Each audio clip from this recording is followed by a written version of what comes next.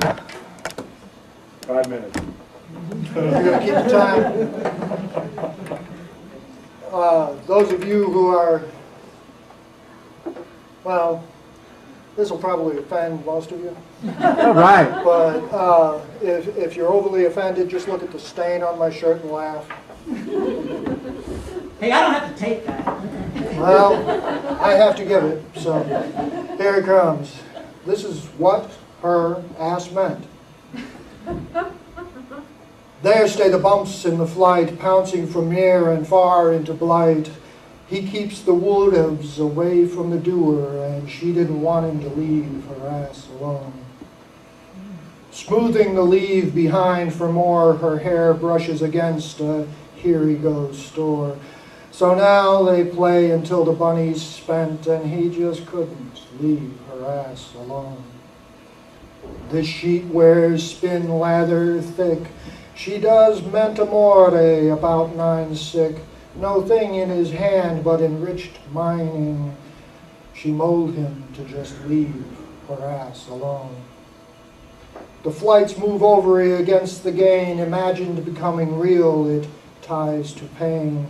She's one to let up when he'll freeze his over.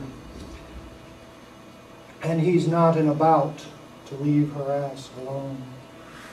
But getting on in tears and layers of ass simulation, with frequent trip over feats and fewer invocation, they grow over them elves and the eries of magic, but in the spend of time, he does not leave her ass alone. What her ass meant.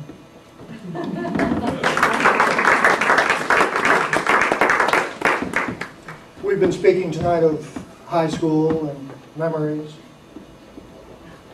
Here's Bubble D that covers both. Knew a gal from back in high school. Called her Bubble D just to think it's cool. She wore a knit top, straining to hold what we could only dream of, taking bold.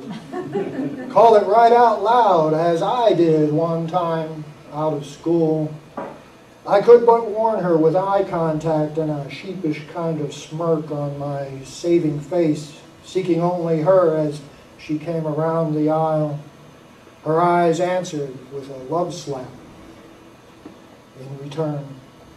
One smiling moment where my idiotic grin sent directionally came back to me. Her eyes knew as well that she made a hoop, buttoning a single button over the pillow-soft rim and knit fuzzy sweater, making for a perfect paper wad basket without having to ask it. Shooting a hoop for which any man would flow, several drooled after. She deflected each shot, fending off the heaves from across the classes to her virtual all-basket. Some were a surprise, some were simply ignored as not even close, but only one made a two-pointer, nothing but knit basket inside the rim. She grinned from ear to smoky leer. She spoke, stoked, and broke his jock-strapped heart with but a stroke of genius, only to drop him like a used conned dumbass, just for the practice. She only pretended to smack me.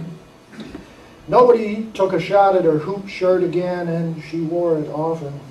Maybe we gained a little respect or just got a little older. We still quietly called her Bubble D. Those were some great memories. But I also recall the smile in her eyes. Bubble D. Thank you, everybody. I hope you all enjoyed the